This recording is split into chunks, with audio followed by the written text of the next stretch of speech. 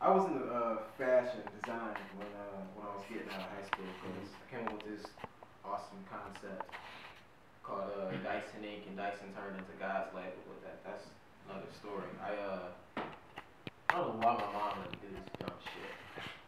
I went to Alabama A&M for fashion design.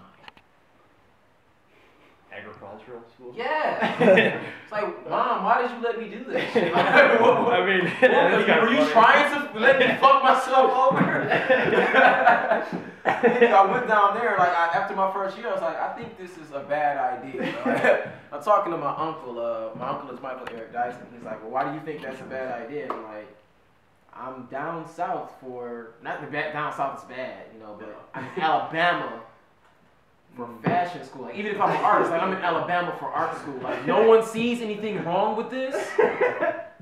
You all let me do this. Like, no one said, hey, bad idea. You know what I mean? Like, they just let me do that shit. It's like, oh, okay. So I ended up transferring to IADT in Chicago. And that was just great for experience because I got to be in a different high voltage area. Like, the energy and the air there is just so different. It's multicultural, so many different people, and everyone's like artistically advanced, and just like it just sends your mind just, you know, like forward. So I was there for a good 3-4 years, and came back to Detroit for school again. And I was like, okay, I'm just done with school. I don't want to do this anymore. I think the school altogether was a bad idea for me. It was a great learning experience, but that's not what I need to do for what I'm trying to do.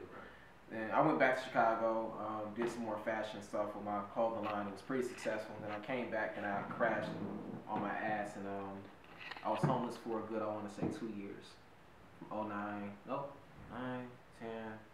I just got here in 2011. So I was homeless for a good 2 years. And then I got this place here, May of 2011. So when you came back from Chicago, like what were you working? You were working on art though, right? And then that picked up a little bit, and then you moved into here. When I got back from Chicago the second time, I wasn't doing anything. Like, that was when I got to this like spiritual point where I was like, cause I was working for Sprint at the time, and I was like, working for Sprint and doing my fashion, and I was like, I have all this money, I have all this shit. Why am I not happy? So I just came home for Christmas, and then I just said, I'm not going back. And I did. And it was like I had my own little personal hell at that time because I let go of all that shit, and I was staying with my mom. She's a bitch. Don't quote. But you know, she's a pain in the ass. You know, moms are like that. I went through that whole period of stage where I was like freaking just dead flat broke. Like, I had some money left over from, you know, the fashion shit, just like $2,000-3,000, but that's nothing. And that lasted all the way up until March from January. Then eventually mom said, okay, you gotta get the fuck out. And I went to stay with my aunt. I went from my aunt's house back to my mom's house, and from my mom's house to staying with one of my brothers, to staying with another one of my brothers. Got a little part-time job at Michael's. And I was just bouncing around like couch surfing and shit until I was like, because I was doing the t-shirts. I was like, I hate making these fucking t-shirts. I'm painting on these t-shirts, and you wear my t-shirt that I painted all of 2 or 3 times, and you're not appreciating my fucking artwork. And I just said, I'm not doing this shit anymore. And everyone's like, so you're not doing clothing line? Like, no, I'm not doing clothing line anymore. So what are you about to do? I don't fucking know. Just leave me the fuck alone. Like, that was my answer. And then I found this piece, and I was just like, cool. Like, I was at the Zen. I have not lost that Zen since I found that Zen. I was like, I don't know where this came from, but I'm at peace now. Like, I felt like just like, cool. I wasn't doing anything. And then I started, you know, going deeper, and I was like, well, I should get back to the basis of what the fashion thing that I was doing is, and that was painting. So I'm dead flat broke. This is a fun story. I'm sleeping on my brother's floor in his 1-bedroom apartment in the living room. And like I said, I'm dead flat broke. So he would buy me food, Hot and Ready's, Happy's Pizza, or whatever, every now and then. I would eat the fucking food. And I was like, I need to create, because I'm a creator. This is what I do. It's like, I need to be able to create, or I'm going to just die. Like, that's how I felt.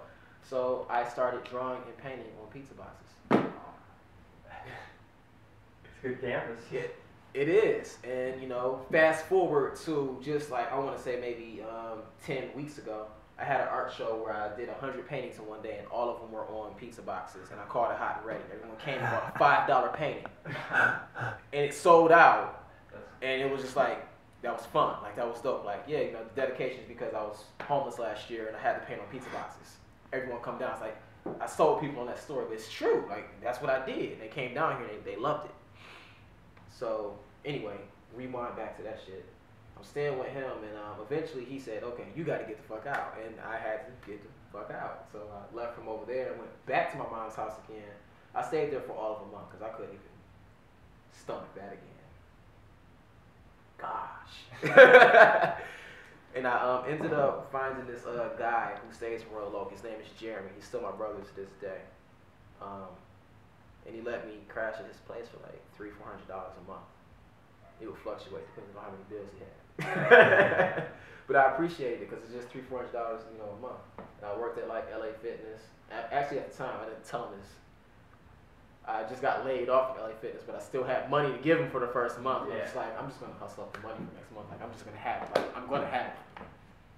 And I did. I had it. So, you know, that went forward, and I actually ended up getting my job back with Sprint.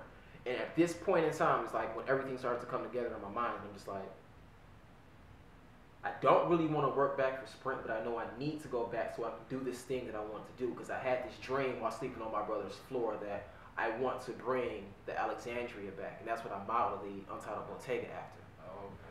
So I'm like, this is what I need to do. I need to go there, work until about October, get fired. Get unemployment, and just, you know, I'll have money, you know, just for the rest of the time. So I started working there, and I saved up all this money. I found this dope ass spot. You know, of course I'm working with my business partner, Lori, Lady L Tattoos, and we found this dope ass spot. And I was like, Lori, you gotta come down here and see this place. Like, this is it. And we see this place, I'm like, this is gonna be it right here. They're giving me shit because someone stole lights and gas here for like 7 to 10 years. We finally get the place, so we signed all the paperwork in April and actually moved in May. And then the end of May, June 1st, I got fired for Sprint. I'm like, oh, this is ahead of schedule. I got fired, like it was unintentional. But it was perfect, because right then I got fired on June 1st. It's like I haven't looked back since, and I've been self-sufficient, and I've done nothing but run this gallery and do my artwork since then. And it's just been fun since. Sounds like you couldn't be happier. Oh yeah. I've been happy ever since then. Like, I wake up whenever the fuck I want to, for the most part.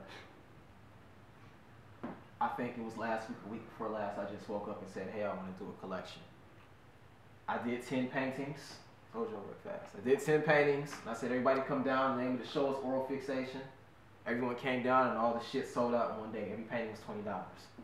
Like, I just get to do stuff like that whenever I want to, and it's just, life is great. And there's a demand for it, too.